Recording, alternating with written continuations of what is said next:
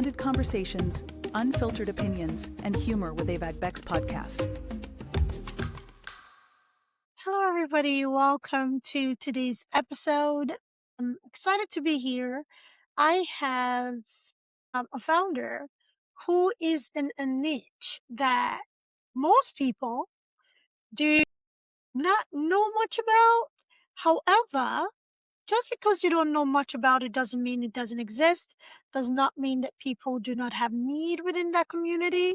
So it always excites me when people who have lived experiences create businesses or found companies that actually addresses the needs of, the otherwise forgotten folks within that industry. So today we have the pleasure of having Alicia VanderGriend with us. She is the founder of Careerl Life Coach. See, I said most people don't know it exists, right? So I've never ridden a horse. I would love to. So it's going to be a learning experience for all of us. Welcome, Alicia. How are you?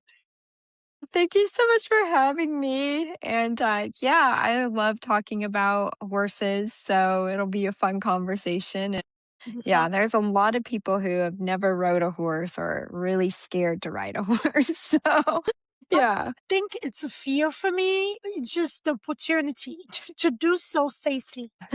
What led to me finding Careerl Life Co. is really corporate burnout. I think a lot of people experience this, and I've worked as a project manager for more than 25 years in the environmental and marine biology space. And so, as a scientist and a project manager, I was having to compete all the time for resources, money that was just continuing to dwindle down. And yeah, a lot of things were just happening that it just came to a point where I've been helping a lot of people put their ideas and proposals into action, bring in millions of dollars. And at the same time, it's just like feeling very lonely, feeling that I wasn't making the difference that I thought I was going to make in the career that I had chose. I just thought, well, I'm going to take off from doing this and create something that's actually mine and create a community around horsewomen and women who love riding horses, and start to offer some of the things that I have experience in and see if anybody's interested in working with me in this capacity. And so for the last year, I've been offering different services, whether it's starting a business or really finding yourself again. So Careerl Life Co. is really about lifestyle.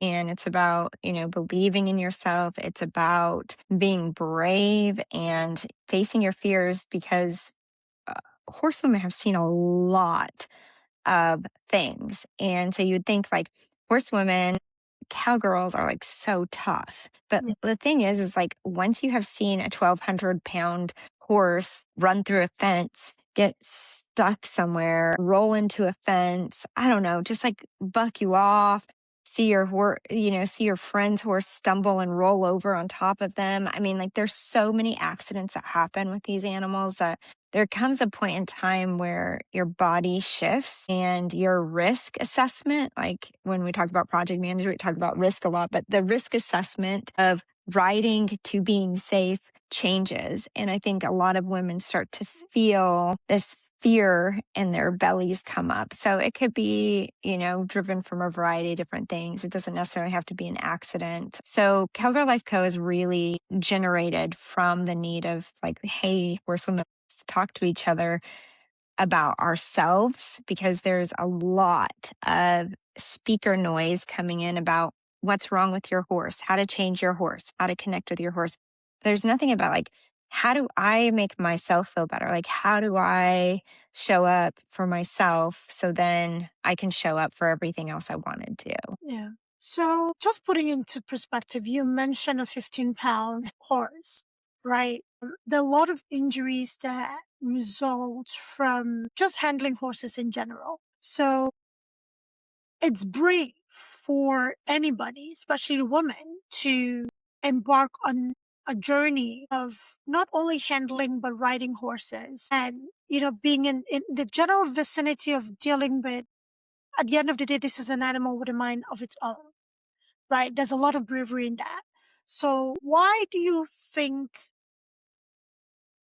the noise, as you mentioned, has more focus on the animal or the horses and their well-being and connection and injuries as opposed to the riders, especially women? Yeah, I think that there's a lot of horse trainers out there, and a lot of people will go and take their horse to a horse trainer, right? Like, my horse bucked me off. I need somebody to go fix my horse.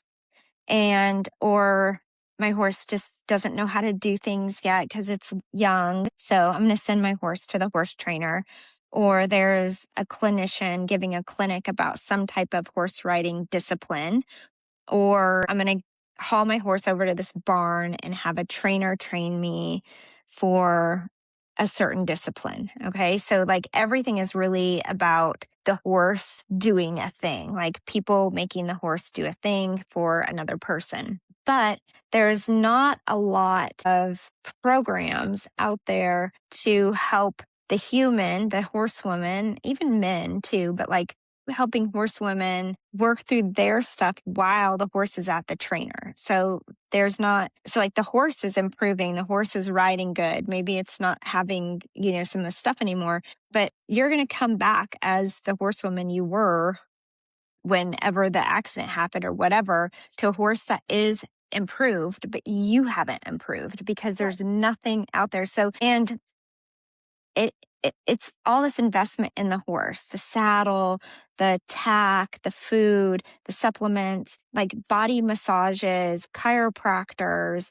the veterinarian stuff. I mean, all of these things for the horse, but there's not a lot of focus in that aspect either. So it's like the mindset, the health, the organization, like even financial information on like how to wrap this stuff up for a horsewoman so that when she shows back up with her horse, she's brave. Because a lot of women, like, I am already paying thousands of dollars to the horse trainer to fix my horse. Well, you need to make the money, set aside the money to invest in yourself too. Like, it's not all about your horse. And so I think there's like, that's what I'm talking about when I say noise, is like there's just not a lot on the other side that really helps horsewomen get to know that it's okay to do this investment in themselves, or that it's like necessary even for them to do this. So horses are known to be very smart, very intelligent, very intuitive, and, exceptional. There,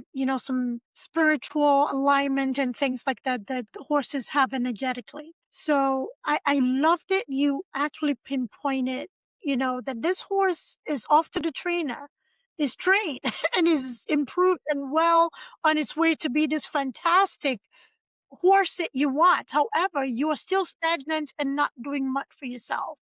It reminds me of projection that we humans even do with one another. Even, parents would do with their children sometimes. You need to obey, you need to fix, you need to address your attitude. But what are you doing to make that attitude worse? So is it natural to say that sometimes that humans don't see that they could be the problem? Yeah. I mean, there's a point where you just want to keep blaming the horse for behavioral stuff. For example, I have a horse and he really had a struggle going forward. There were some days like I could not get him to move forward, and I spent a ton of money on vet bills trying to figure him out. I went to so many clinics. I was like, I don't know enough. I'm not that good enough of a horsewoman to like make this horse go. And so then I had another horse have a tie-up issue. And these horses they're wild. They were wild horses, and they come from the same area in Oregon. And so this other horse has a disease, but I didn't know it at the time. But it is a disease where the muscles tie up, where they crunch up and they start spasming because the sugar cannot be released from the muscle. And so they just kind of tie up. And so all I had to do all those years with that other horse is just feed him so that he didn't have any sugar. But I didn't know this. So I had them all genetically tested. It came back with this muscle disease. Now they're fine, right? Like we're able to address the genetic issue, address the sugar feed them properly. And I think when we look at that scenario of, looking at the horse and like telling it's like a behavioral thing, it wasn't necessarily him. It was me not knowing how to ask the right questions. And he's asymptomatic for the tying up. Like he's never done that. So we didn't know to check him for that disease. And so, like, as a human, we could have done a lot better for him, but we didn't. And so I do think that there are things out there where if you look at it from the human perspective, like what could we do? And there's a lot of people who are like, they do have horses that they probably shouldn't have. Like there are horses that are for more advanced people and they do need things. And some people just have a dream with this horse and they are just so locked into it that they can't take themselves away from that dream in order to like let the horse go have a different life that it probably needs to have. And so that's like another struggle, I think, beyond sort of what you were talking about in your question about, where does the human sit? And there's also like things where we're holding back a horse from having the life that it probably needs outside of our care, outside of our skill and expertise, all because we come up with this like dream life with this one horse and get pretty locked into stuff. That too, because I do understand that owning a horse is a huge investment. So the humans are terrible at letting go, right? So especially if they've invested anything emotional, financial, you name it, energetical work, you name it. Yes. Be a tie into that because I do know that people own horses for different reasons, whether it's competition, whether it's, recreational, whatever the case, right? So, or whether it's, just to add to their collection of animals. So, could it be that sometimes people have that hesitation? I just want to focus on the financial bit because of maybe the financial investment it took to acquire this horse, whether it's from purchase, vet bills, the upkeep, boarding, and Mhm. all of those things. Is it that, the letting go is kind of like seen as, a loss or not really getting the return on investment that they originally set out to have? Yeah, I think that's a really big thing. In fact, yeah, like you dump so much money into these animals, so much money. And if you can't make the horse yourself, like you've got to get help. Like you cannot do things alone. Like even the best horse people out there doing training, they don't do this stuff alone. Like a lot of people get help from other people. So there is a huge investment of time, of money, of commitment, of just like daily life, of caring and cleaning and doing all the things for them. So I think, it is hard to let go of a dream when you have made that investment. And then when you start looking at the financial aspect of it and you're like, my gosh, this is not like going to work out, right? Especially if it is a horse that you paid a chunk of money for and then it is not worth what you bought it for. And this happens a lot in this industry where people are buying high dollar horses and then they get them for 6 months, they get them for a year, or they get them for a certain time period and realize that, maybe they got swindled. Maybe the horse is hurt and it didn't show up before and it is now, or there could be so many different things. And you look at that investment that you made in that horse that was supposed to be so great, and now it is not. And it is not worth what you paid for it. And most likely to get to that conclusion, you've spent a lot of money in vet bills. So yeah, I think you're spot on in that regard of like people latching on for too long because they just can't really figure out how to cut their losses. So, since we're talking about the humans, the cowgirls, and the cow women, or, the women really on the other side of things and having people work through things, is there a way to help?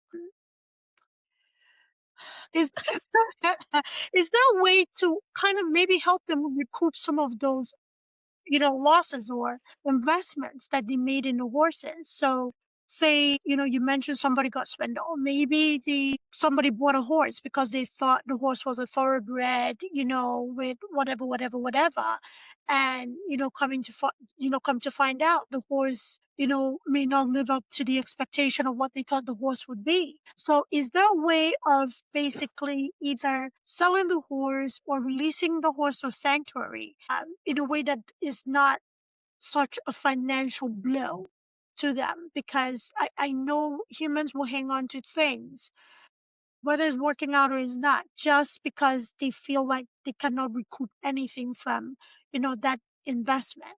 So are there, programs, given your company, is there a way you can align horse owners with programs that may buy back the horses or buy the horses from them, or give them some level of reprieve financially, for everything that they may have invested in raising this horse or caretaking for this, for the horse. Yeah, there's not a lot out there, but I mean, there's so many creative ways to like offload the horse. I mean, you can sell it for cheaper, right? So like you might not recoup everything that you've spent on the horse. Most likely you're not going to recoup everything that you've spent on a horse ever. But let's say you bought a horse for 12,000 and it's a year later and it's bucked you off 5 times. That horse might be worth like $4,500 now. Okay. So you cannot sell a horse that continues to buck you off for $12,000. So what you could do, there's a couple things you could do. You could take that horse and just say, I'm going to sell it for $4,500. You could take that horse and find a horse that you really like. Maybe a trainer has a horse that, you've been following a trainer. You think this trainer is great, or you've been talking to some friends and they're helping you find a horse, and you find an ideal horse. Okay. You find your next thing that you're like, I'm good. Then you could say, I would like to offer my horse that I have now plus cash for your horse. And so you're still getting rid of that horse, and you're probably still making an investment into the other horse, but maybe you don't have to pay a full price again for the next horse because you've already made the investment in this one. So there are ways to trade, there's ways to do stuff like that. And then also whatever you sell, like if your horse isn't as valuable as it was, then you can just sell it and that money can go back into finding a new horse. So that's like one example of probably so many. You could throw in all kinds of things like ATVs and saddles and like different tack, right? To make the value more comparable if somebody was willing to trade. And typically when somebody's like selling a horse, they'll say, yeah, I'm open to trades, or they will say, no, I'm not open to trades. I want cash or something like that. So you kind of know when you're buying and selling horses. Honestly, like the best horse deals that I've made have been when I've told people what I'm looking for and my friends have kept their radars out, and it's been a private sale where the horse has never ever been advertised to anybody. It's like people didn't even know about this horse being for sale. And like we were like the first people to see it. We're first people to buy it. Or my friends have a whole pasture full of horses and I'm like, I like that one. And they're like, it's not for sale. I'm like, yeah, everything's for sale. How much is that one? So it's stuff like that where my best horses have come from kind of not the advertisement stuff of just like knowing people through that way. Yeah. Yeah, word of mouth always works great. So good for you. It does. It really does. I love it. So let's talk about the trauma of being bucked off a horse. That trauma is real. Okay, that trauma is very real, right? Yeah. So let's talk about that trauma and how serious injuries can actually occur from being bucked off a horse. It is not a soft bucking, and usually the landing is not soft. So please talk about that. It's come up in the conversation a few times. But, this is something that will traumatize anybody, man or woman, but we're focusing on women, on getting back on a horse and riding. Yeah, I think it depends on what your injury is and how bad it is. I mean, some people can die. I mean, I just have so many stories of things, but I think that if you see someone else get hurt from a scenario like that, or like one of the things I've been talking about in like 6 unhinged things that I do to build confidence, one of the things is that I have blocked all that stuff. Like if there's anybody getting hurt in a video online, it immediately gets removed from my feed and I block it, because the more you program your mind, like by seeing that stuff, the more you increase your fear and feed that mental state.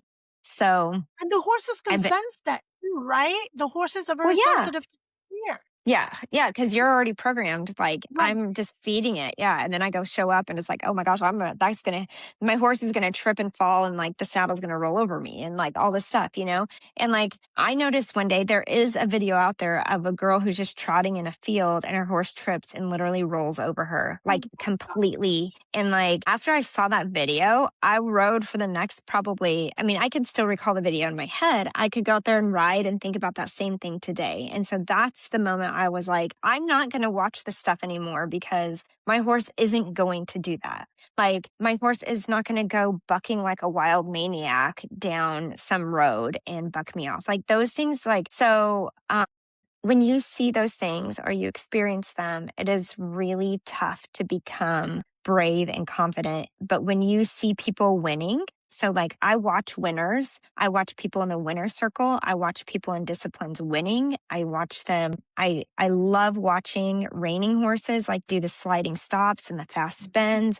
I love watching barrel racers run fast. Speed always gets me. I love it. I love people working cows, like in cutting, where they're like horses are going back and forth and like chasing a cow. I love those events. And I love watching the people's expressions after they do a good run. Like they're hugging their horse. They're like, oh my gosh. And it's just like, you're kind of right there with them. And then it makes you like feel so emotional. Like, Mhm.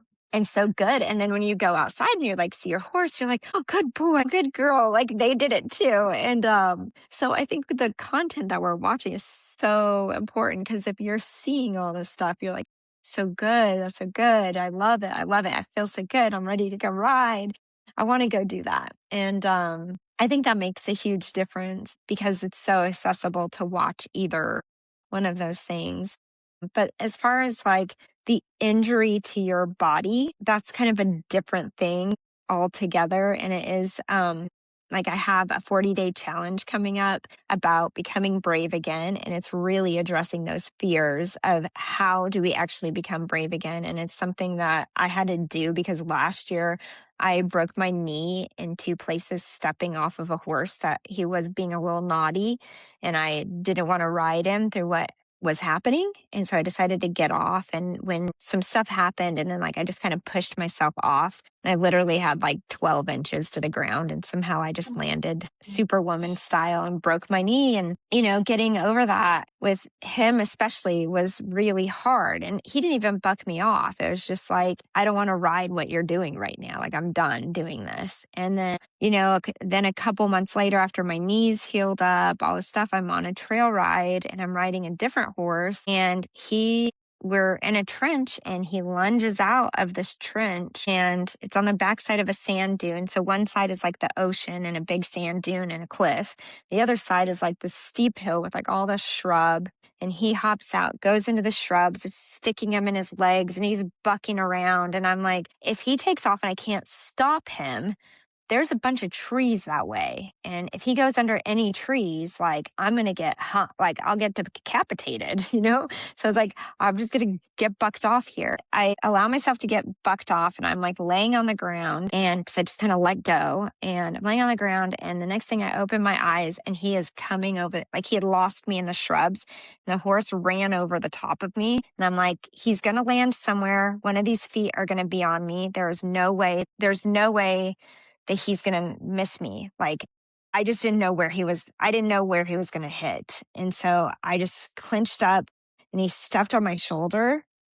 And that has taken some time to get over. Like mentally, that has taken some time to get over. My That was- goodness. But on a day-to-day basis, that horse is like not a bucker.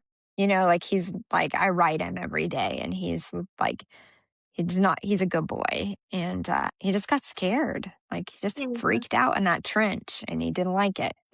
My Goodness. So wait, you're still riding this horse after that Yeah. incident? Yeah.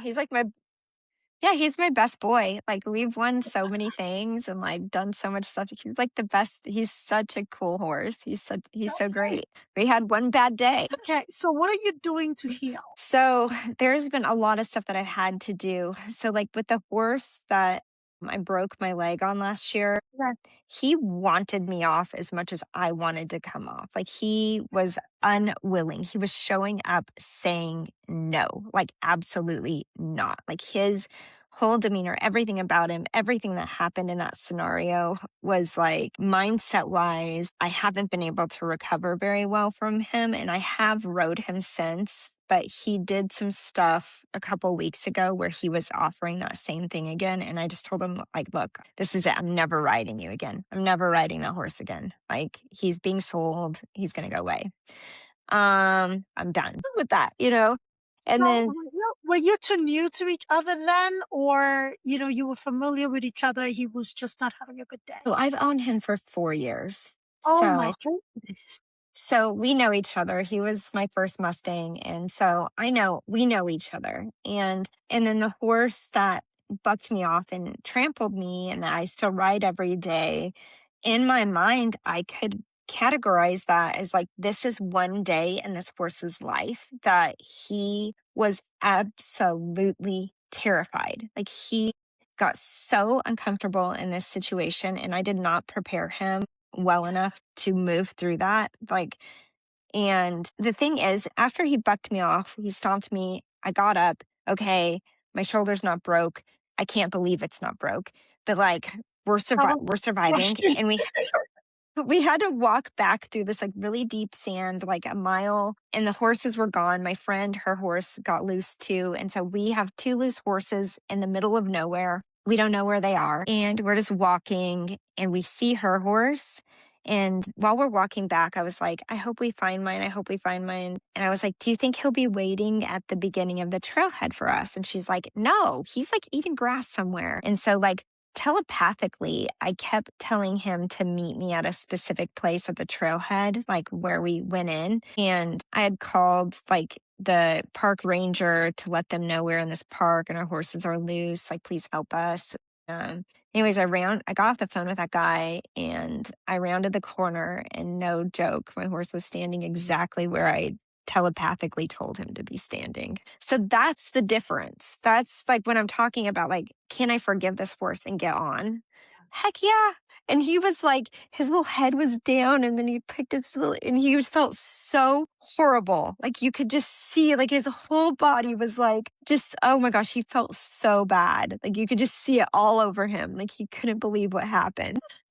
Poor Yeah. baby. Poor So baby. where are we? Okay, where are we with the sand dune and the shrubs and everything? Has it gone down that path again, or can we not? Because I don't Yeah. know. I actually have not taken him back to the Oh beach. please. I actually haven't gone on any beach rides since then. There's a lot more things that I need to do Right. with him before I would take him on that trail again. I feel bad for him. Yeah. I feel bad for him too, because I think mentally, when we're thinking about what our horses are doing, and when like a horse that doesn't do stuff like that has a day like that, it is mentally easier to talk yourself through stuff than when you have a horse that continues to like say no. And I think that's kind of like the biggest part is like, can I do this again with him? Yes. Would I be more prepared? Are there things that I would do different? Of course. And are there things that I'm doing at home to prepare him for these things? Yes, there are. Like, we've been going through a bunch of shrubs and those sort of things and letting him tickle his legs. And I can't really mimic a trench, but whatever. Yeah. We're trying. Church sounds scary. I think I would buck too if I was ever in that situation. If it was like, okay, this is new. Why is everything everywhere? And Yeah. we talk about sensory overload with humans. I'm sure that was the horse's experience. I can't speak for the horse, but I think Yeah. it's just the overload of everything happening at once: the sand, the shrubs, the trees, and kudos to you for recognizing that this was very much out of character for him. And Yeah. I'm very thankful your shoulder was not dismantled because a horse stepping on your shoulder. That's why I asked, "How are you healing?" Because I was like, "Okay, did you have surgery? Are you having surgery? What is going on with that?" But I'm very grateful that you didn't have any kind of fracture or dislocation in your Yeah. shoulders. One of Yeah. the things that's kind of a miracle is that I had gone through some Ayurvedic cleansing in a 12-week program with one of my Ayurvedic practitioners. And we did like all the different, it's called Dinatura, and it's these different practices for your body to keep your body cleansed and healthy and digesting and resting. And one of the things that is in there is called Abhyanga, and it's just like using oils for self massage daily. And so you're just daily putting oils on your skin and like rubbing oil into your skin and doing self massage. And in Sanskrit is called sneha, and that is sneha is also the word for love. So it's the word for love and it's a word for oil. And so while you do these practices, you're like, being really kind to your body, really thinking about like just kindness and love and those sort of things. And so I have a daily practice of doing that now. And in the first scenario, I hadn't been doing that because I didn't know about it. In the second scenario, my body, like I do this practice, and now like I feel like when he stepped on me, like he literally could have stepped on my heart. He could have stepped on my lungs. He could have stepped on my face he could have stepped anywhere, but he stepped right here. And somehow there was enough cushion under my body that it took the blow of him stepping on me and didn't break. Like nothing broke. And I just feel like that protection was there and that extra little boundary. And they talk about it, and they talk about the oil, and they talk about how it's like an extra layer of coverage for your body. And so I know that sounds super woo woo, but literally, I just feel like I landed on a bed of angels. There's like a bed of angels under my shoulder, and their little wings are just like helping me so I don't break. I look for the woo woo because woo woo is science. So let me ask Alicia. So you have completely engulfed yourself in the Ayurveda practices, with the Yep. oil, the massages, and everything of that nature. Now you are creating these things, you've created this company, founded this company for cowgirls who per societal standards, they're very rough and tumble and, Yeah. they can handle everything. So how do you infuse the softness of this practice with the women that you're working with? And you quite literally said woo woo of things. And this is how people think, right? Natural is like, Yeah. oh, that's too woo woo for how you just oils healing you, protecting you. Like, how do you broach this conversation, especially with this crowd? Yeah, I mean, there are definitely like women who have been super reluctant of like, and that's okay. That's okay. But I think what is happening overall in the horse industry is that there is a real transition from like the brute grit of being a cowgirl and just like getting through things. I think that naturally through our lived experiences, through the way that we value the relationship with the horse and like the connection of like it being our friend. And it's like, a horse, like horses made roads. Horses made our entire country. They made the railroads. They made every single thing, every single bit of infrastructure, even like they call it two horses' asses wide, like to get a carriage down the road. Like, and they never changed that for cars. Cars are literally as wide as two horses' asses. Like, because horses have done everything for us. But the thing is the horse's job in our lives isn't doing that anymore because we have tractors and ships and we have giant machinery and like cars and jets and like everything, right? We have like engines now, so we don't need horsepower Right. anymore. So, like, their jobs and roles in the human experience have completely changed. And it's like, you think how amazing that is because there's like antelope and gazelle and deer and moose and like other cows, even. Like, we're not riding those, but for some reason, like a horse and a dog and sort of cats, but like, and sort of birds, but like, this is an animal that can and is willing to live with us. Like, it is insane. And so, like, their roles in our life is changing, which is super cool. So I think that the softness of all of this is just naturally happening on its own because our conscious collective is becoming softer. Our conscious collective is starting to appreciate things that are benefiting us for our soul, not necessarily benefiting us for our life, like how to move forward. Because we're not, yeah, like these animals aren't plowing anymore, right? Like they are literally like, we're winning competitions or they're taking us down a trail safely. Like they're doing the things we want to do. And it's like, so like, this is entertainment and hobbies now. And I think that that leads the way for women to be more open. And I mean, there's horse chiropractors, there's body massagers, there's swimming pools for horses, there's day spas. And, they bring these little spa things to big rodeos, and your horse can go and get their legs spa'd. And like, there's special mud. You put mud all over their legs and it draws out the heat. I mean, they have beamer blankets with like these like it's like and PMEF machines and electrode machines, like all these things that you can plug in and like attach to them and just to make them feel better. So I think women are changing their view on the horse, and now it's like, let's move over to how we also treat our bodies in the same loving capacity that we treat our dogs and our horses and all of our animals. Makes sense. We invest a lot into the animals and the pets that we have and we care about.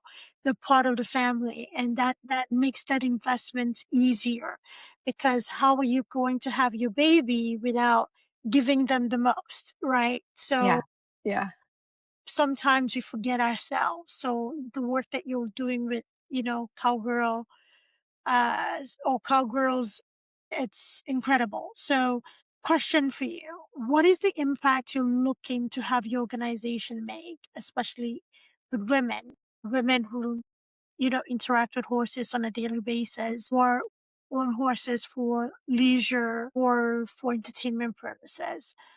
Or for work? You mentioned barrel racing. That's something else that I love watching. And for some reason, the children barrel racing is just they're the cutest little things.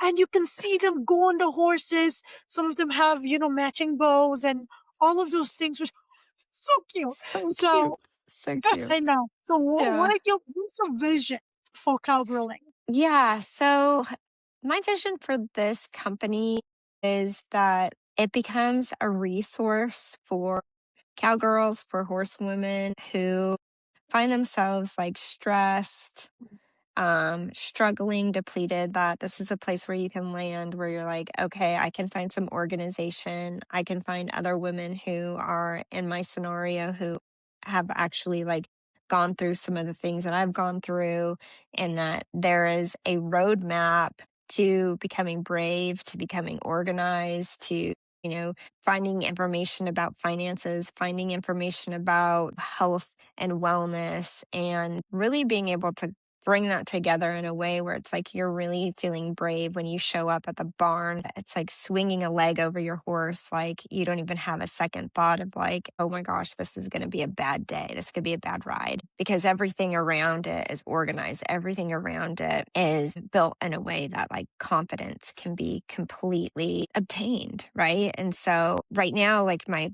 big focus is really launching a 40-day challenge and really getting into like these different pieces over 6 weeks of like really integrating specific ways and like things that I've done personally in order to like become brave, right? So there's a lot of times I could have just given up and just said, forget it. Like, I'm not going to do this. Especially last year, there was many, many, many things that happened that I could have just been like, forget it. Like, I'm just going to sell everything. And I know like some women get to that point where they're just so down, or they're like, forget it. Like, I'm just done. Like, I'll never be the writer. I'll never, I don't have the body. I don't have this, like, and it's not true, right? Like, none of it's true. Things happen and you can recover from it. And so this is like that's really like my focus right now is like really working on that in a holistic way. And hopefully in the next 10 years, we'll have thousands of horsewomen that have gone through the programs and built out cool ideas, built out their brave stories and really shown up. And so, yeah, I just like, I'm hoping like in 10 years, like thousands of women have like taken the program and really seen a difference, a transformation in their life. I love that. I love it. Thank you so much. So, something that I usually ask my guests, as we wrap up the conversation, is to leave a few golden nuggets. You left some in what you said, earlier about not giving up and not quitting. What would you say to all the women who are watching us have this conversation, whether they're directly involved with horses or adjacent, or just women? Earlier before we got recording, we talked about women in their 40s, early, mid, and late 40s in corporate. What kind of like, there's got to be something more. That, who is that? Reba? It's got to be something more. Gotta be more than this. What's that? I think that's Reba. Yeah, So, I'm pretty sure. Yeah. It's a good so song. it is. It is. For women that are, kind of like in the space of, it's got to be something more, or women that, whether it's polo, whether it's competitive horse racing of different variety, or leisure, or just life in general, what would you say to the women listening to us today?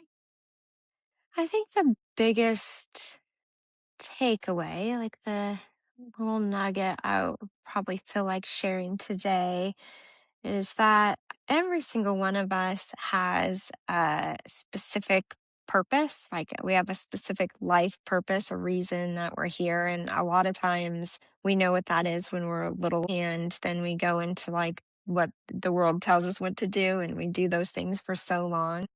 And then you get to a point where you're like, I actually wanted to do this other thing. Like this other thing has always been calling me. And you can do this multiple times in your life. You can be more than one thing and it's totally fine. Or some people just know what they want to be and get to do it like Taylor Swift. But since we're not all Taylor Swift, we might have to go a few times of like figuring this out, right? Right. So if that is you and you are just thinking about, like, I have a big idea inside myself, like, I have this light, and this light inside of myself is not for me.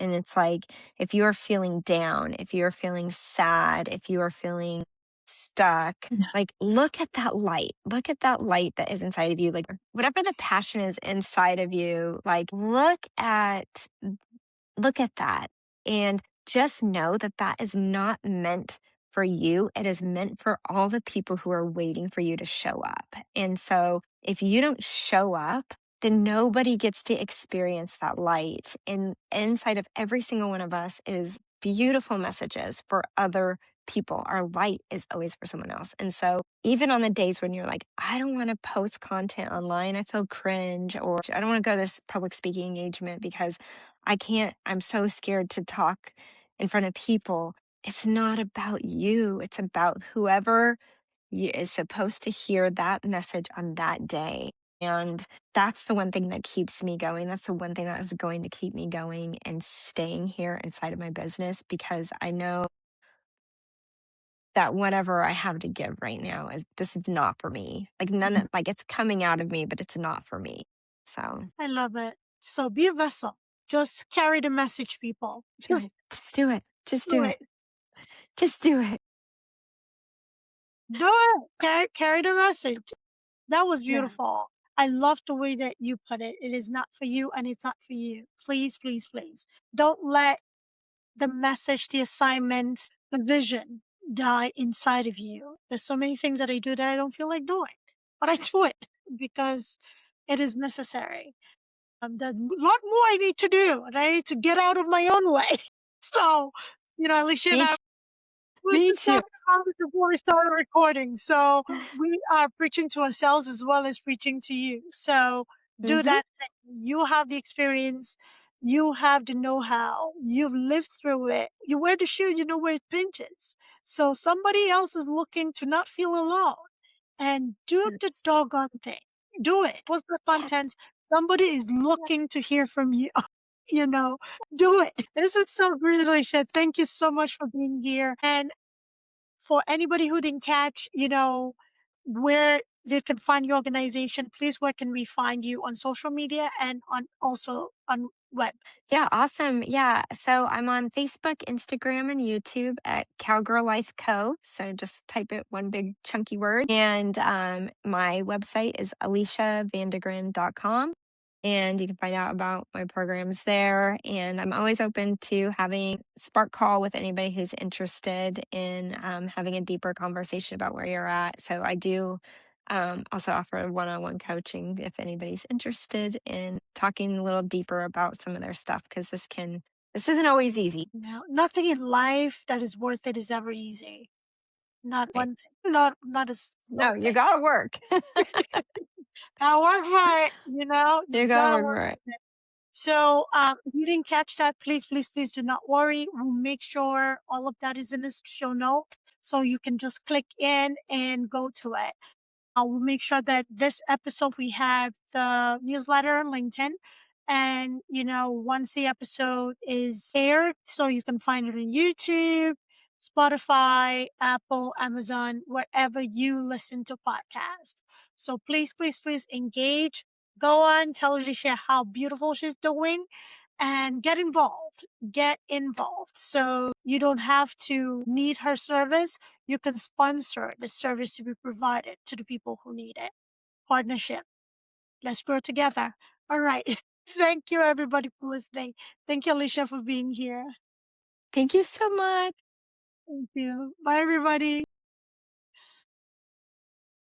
Thanks for tuning in to Avik Beck's podcast. If you enjoyed today's episode, don't forget to subscribe, rate, and leave us a review. It really helps us out. We'd love to hear your thoughts and continue the discussion. So join us on social media or drop us a message. Until next time, keep exploring, stay curious, and keep pushing the boundaries of your world.